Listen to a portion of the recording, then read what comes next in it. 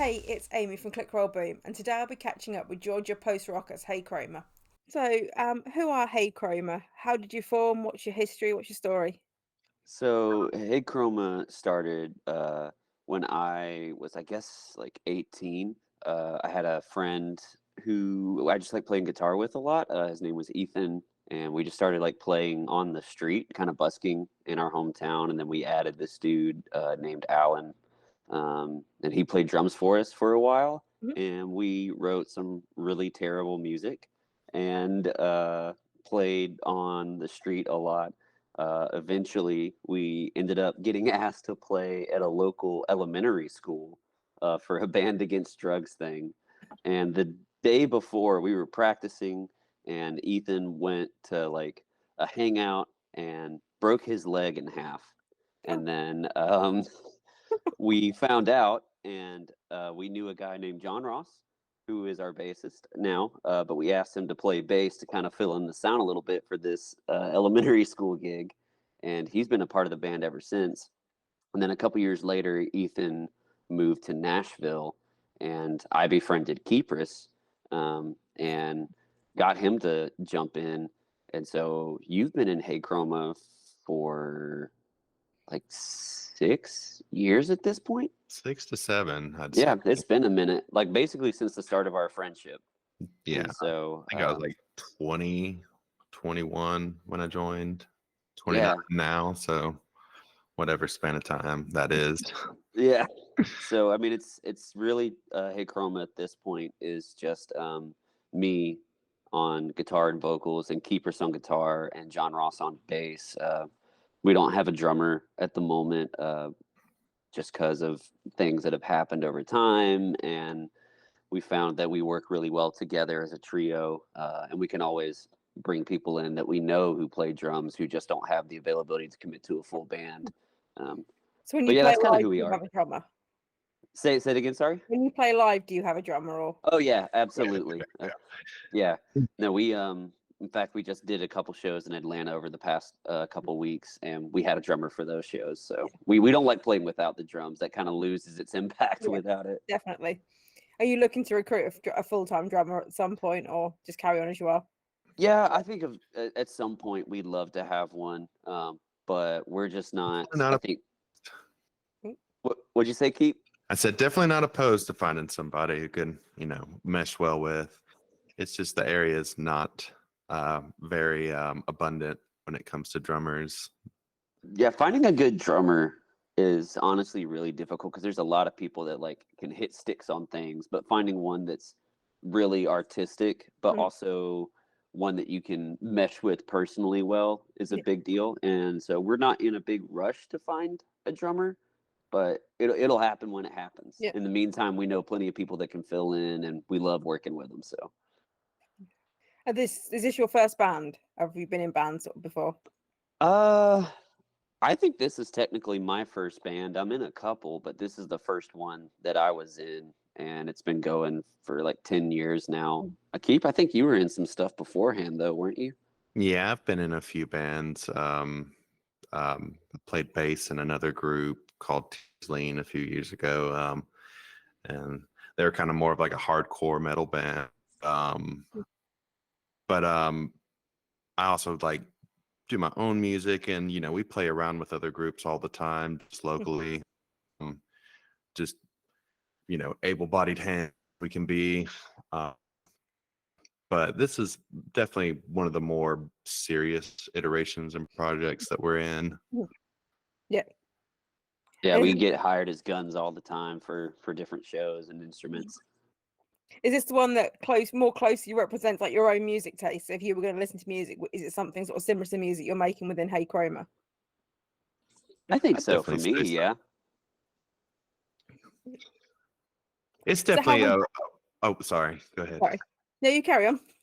I was gonna say it's definitely a large portion of what I listen to, but you know, we listen to a lot of variety of music, things that are outside of what we produce, and I think it's healthy to have just a wide berth of genres that you can appeal to. Yeah. So how would you describe your sound? This is the question that we always kind of struggle with, which is why I laughed every time somebody asked me that. I just kind of freeze up. Uh, I correct me after this, Keep, but I say we tend to borrow from like late '90s Radiohead kind of sounds, and then like mix it with like Sigur Rós Yeah, and yeah. uh, some post rock and shoegaze. Like we just kind of pulled what we like from those Mhm. different things and make this semi-ambient Yeah. amalgam. Yeah, so I've put some notes. I'll put grand sweeping cinematic soundscapes, robust but fragile. I like that, robust but fragile. Yeah, we definitely try to keep things dynamic, Yeah, and I always, at this point, I kind of call it atmosphere rock in a way, yeah, just because it's really textural, yeah, and we're big about contrast, and sometimes being a little uh, atypical with structure, or at least with some of the new stuff we're writing. yeah.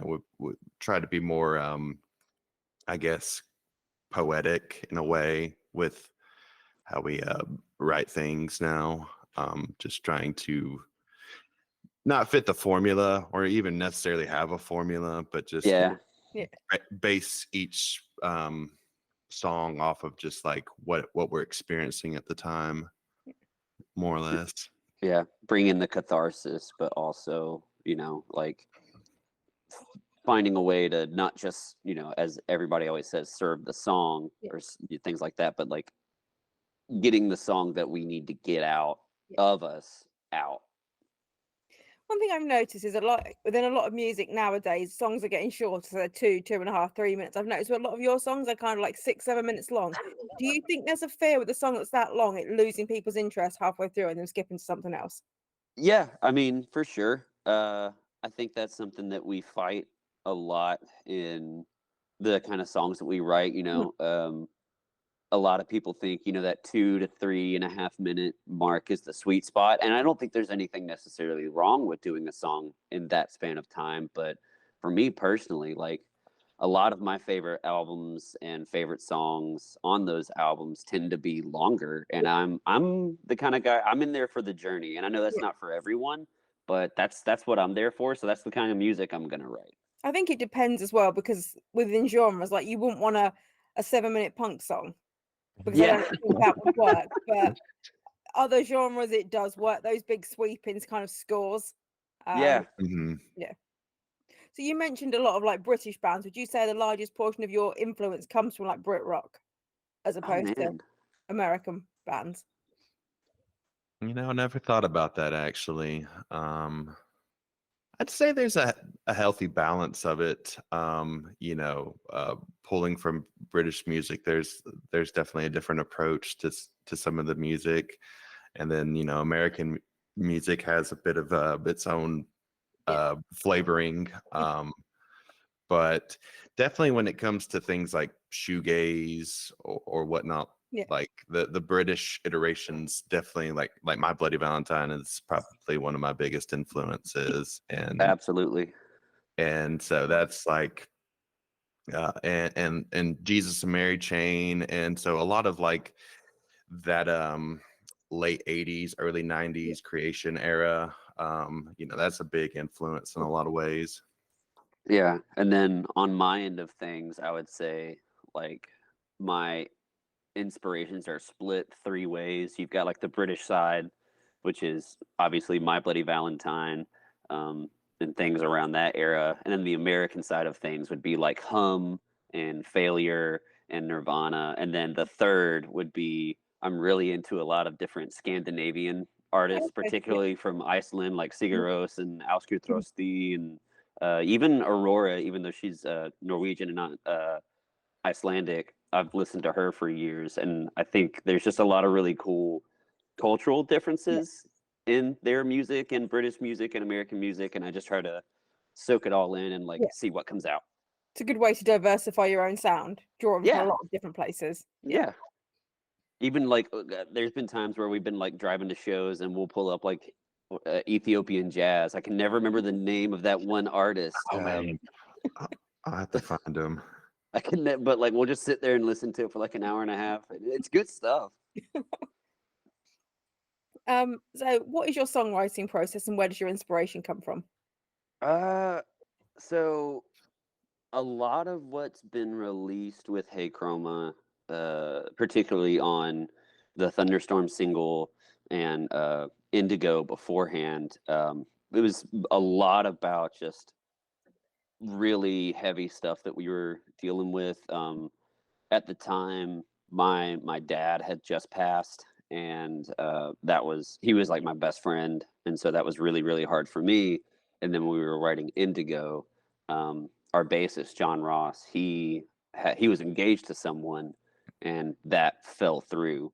And so there was a lot of stuff that he was having to work through with that. He was really torn up about that, and um, a lot of what we write comes from those moments of just like we're at our Yeah. lowest point or conceivably lowest point, and so we use it as a means to kind of like release those emotions because I think the three of us tend to be bottlers anyways. We try not to, but like we just shove it down Yeah. in, and so we try to like let it Yeah. loose that way safely. Mhm. It doesn't all have to be super sad music all the time, but we do it in a way that we hope it can be Yeah. meaningful for someone else, and they can connect to it and know like, Yeah. hey, I'm not the only one that's Yeah. feeling this kind of way. Yeah, I think that's really important within music. I think to Oh have yeah. that connection with your audience, they can take something Oh, from it or even put their own meaning on your words to like Yeah. relate to their life. Yeah, they don't have to go through the exact same scenario Right. we did. They just have to know that, oh yeah, this other person felt pain. Exactly. Yeah. So you've recently put out the single "Thunderstorm in Your Room." Is there an Mhm. album on the horizon? So we have actually just finished recording a little mini, like a 20-minute EP type thing. It's kind of unrelated to the Thunderstorm. It's actually about the Mars rover that died, if you want to call it that, a couple years back, the Okay. Mars rover Opportunity. Mhm. So the whole EP is dedicated to that, and then we're in the process of uh, trying to finish writing a record for after that. We've Yeah. got like 12, 14 songs we're working through to to get that one ready to record. So yeah, there's plenty of stuff coming. It's just a matter of when. Is it important for you to put out like a full length record? Because I know a lot of artists now they'll just put out a whole sea of singles. Is it important for you to have that long form piece? I think so. well, we kind of write in concepts more or less. Like we'll get like big thematical idea for an album, and we kind of also base the albums around colors and kind of try to generalize the songwriting process around what we feel from those colors, or what kind of essentially what, or more so what the songs like after we've written them, like this feels like a green song or a red Mhm. song, in a way, and you know ultimately try to like stitch together kind of a theme more or less from that, or at least that's what we're going to try to do with these bigger undertakings. But we're not opposed to doing like smaller iterations, like the Opportunity Yeah. thing, just because I definitely believe in not overstaying you're welcome musically, like say what needs to be said, and um you know let something else be. Yeah. Yeah, because even with Blue and Indigo, they weren't really supposed to be labeled as EPs, Mhm. but because of their track number, all streaming services automatically call them EPs, and we're like, okay, well, I mean, fair enough. They were supposed to be like mini albums, but Mhm. EP, mini album, what's the Yeah. difference? Yeah. But the one that we're working on after Opportunity, that's going to be like our first attempt at like a big, Yeah. full LP Mhm. style Yeah. thing. So Yeah. we are excited for that, and keep said, we try to work in themes and like keep things into their categories record wise. Yeah. So have you gigged much, and what's been your biggest show and your favorite show so far? We've done a good bit of shows. we do a lot of playing in Savannah, Georgia, decent bit in our hometown of Rome. We just recently broke into Atlanta, which is like the biggest city in the state, is the capital of the state. Favorite show? I don't know, Keith. What do you think? I'm thinking like a Um, Victory North or those were really good shows. I'd say the majority of the really good shows we've had have been down in Savannah. They just have a really good scene, and really inviting to our kind of music, Yeah. even though they're a little more intense and grungy down there. yeah. But very supportive scene, great community, and just the architecture down there and the old buildings, and like there's been some really cool spots. Like there's another little place called El Rocco that had some really good shows. The Halloween one was pretty good recently. Oh yeah, I forgot we did that. That was an awesome It show. was pretty wild. But yeah, I'd say Have just these about any been of those. have these been your own headline shows, or have they been support slots? Both. Yeah.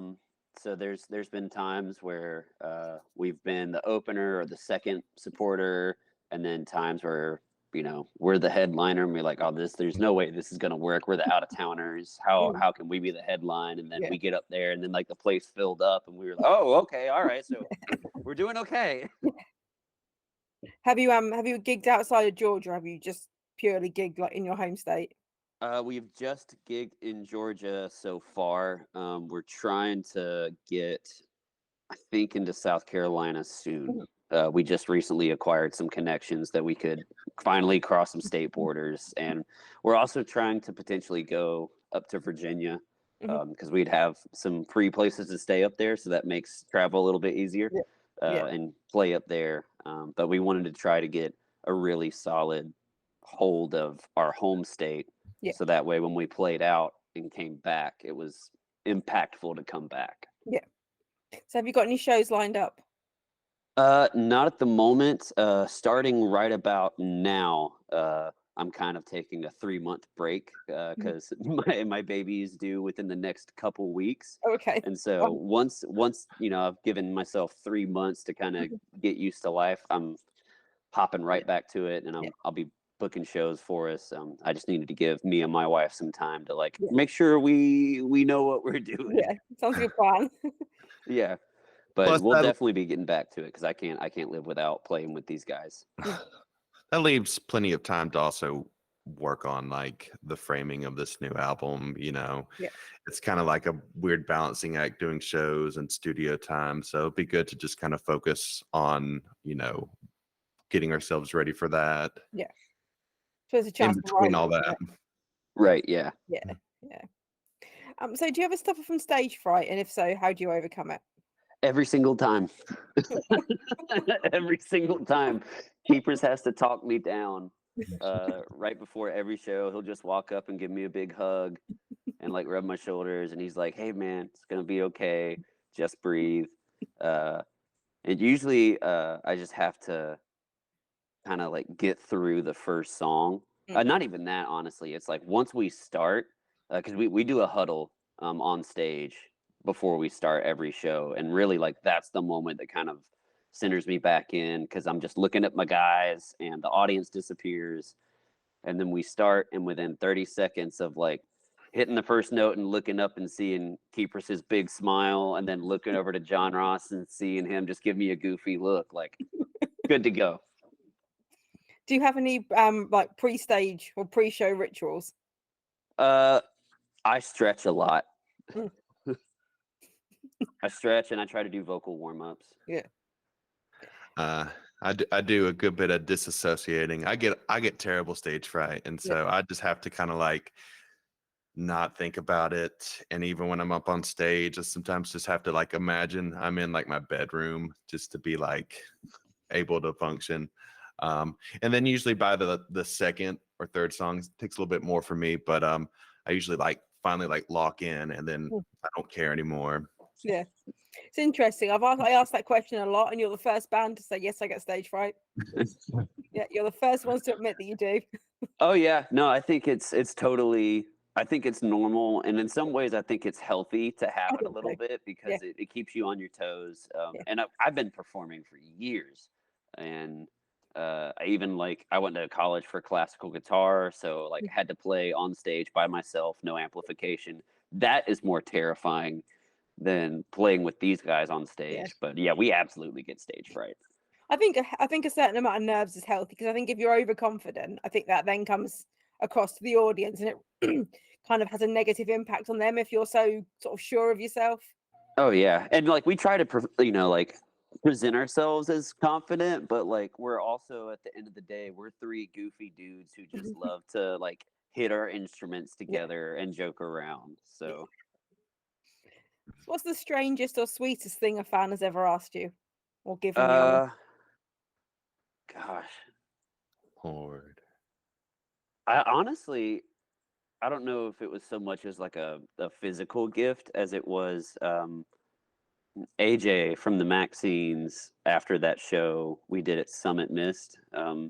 She came up to me afterwards and she was like, "Hey, so not only do I like playing shows with you guys, but I'm like a huge fan, and your songs provide some sort of healing Yeah.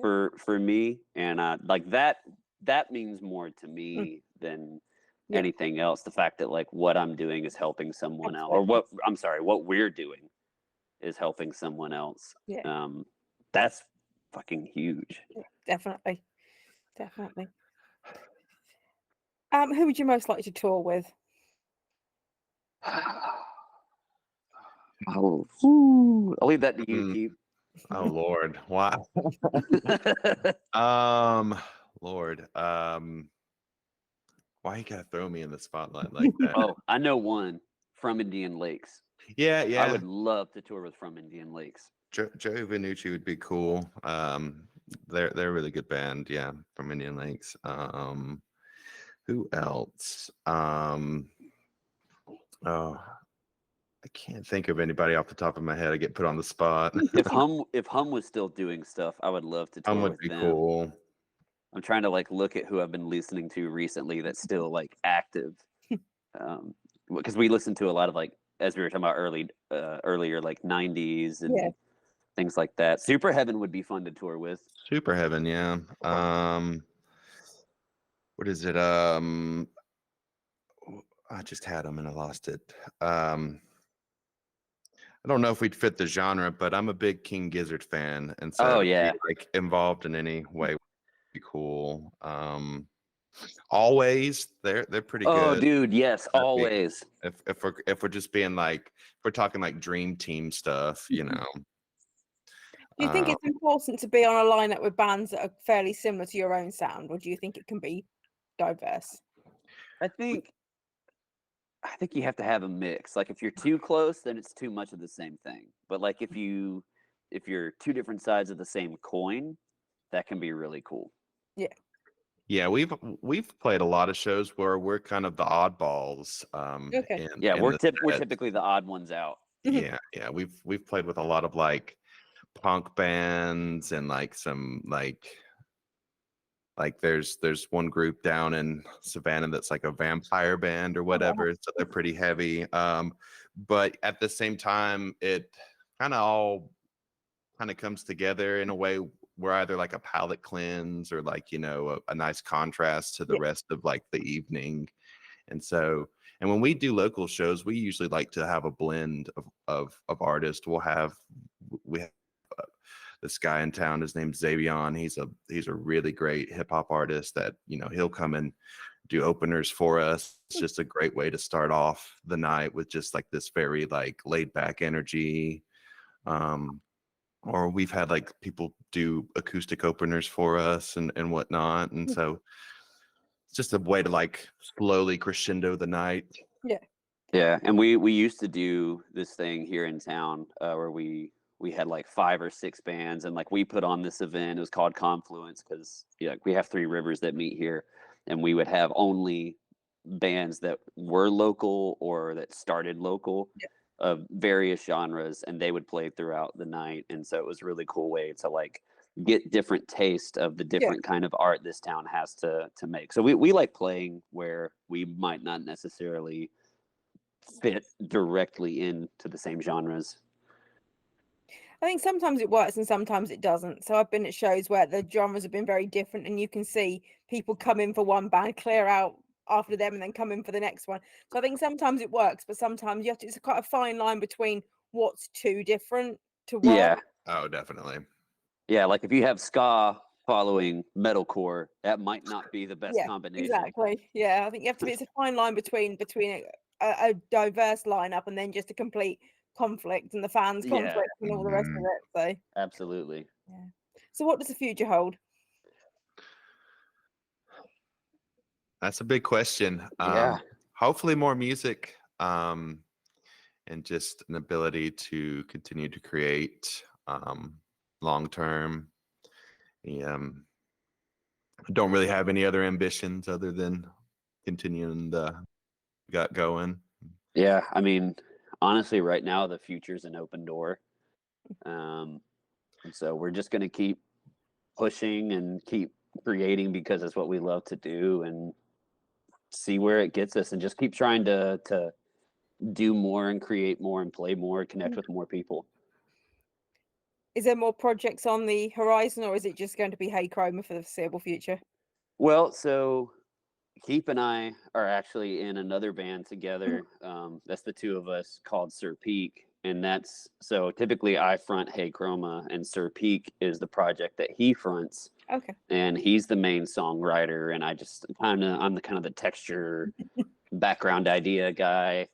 He's the gravy. Like he's the cherry on top. Like I'm kind of a meat and potatoes kind of songwriter.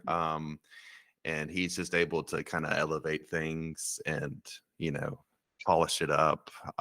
But yeah, it's just that's the other kind of iteration we got going on. So Yeah. they're kind of like sister projects, more or So you less. sing in that one then? Yeah. Predominantly. Yeah. We kind of just flip our positions in these projects. And is that a similar sound to Hey Chroma, or is it different? I would say it's different enough. It's different. Definitely still kind of 90s. I don't think I can escape that overall the background to the genre. But there's a little bit more, I guess, varied in the style. It doesn't sit whereas Hey Chroma's kind of more or less is atmosphere rock. Sir Pete kind of jumps around from singer songwriter stuff to grunge or folk, and it just kind of the first EP that was released is definitely kind of more shoegazy grunge, but it's just depends on what I feel like writing, I guess. Yeah. You could go on tour and support yourselves. Yeah. We could. Yeah, we've made that joke for a long time too. Stay on stage the whole time. We didn't even have to change equipment out, really. And lastly, give yourselves a plug. Why should people listen to you? I think people should listen to us because we deal with a lot of human emotion, and we create a lot of really cool sounds, and it's just we're more fun to see live, and so definitely come and check the stuff out. Yeah, we're a bunch of goofs live, but it's a very I guess not encapsulating. We pull you in, and it's a whole experience for everybody. It's an engulfing sound, isn't it? Yeah. Developing. Yep. Yeah, definitely. It's a big old wall of sound. It's like a big sound hug. Yeah. And where can people find you online? So you can find us on Facebook, but we're mostly on Instagram, good old TikTok. Currently working on a website, so we can get all of our Shopify and online store and everything set up. So we'll be getting that out hopefully pretty soon here. But Instagram is probably where you'll find us the most entertaining. Do you have an anticipated date for your mini album that you were talking about? I think we're gonna try to have it out early this summer. I think. Okay. Definitely, we should definitely get it out by summer. Yeah, because it's the recording part is done. It's just a matter of getting it polished and all of that. Cool. Brilliant. Well, thank you ever so much for talking to me. Yeah, no, Thank thank you so you. much for having us. Cheers. Thank you. All right, thanks. Thank Bye. you.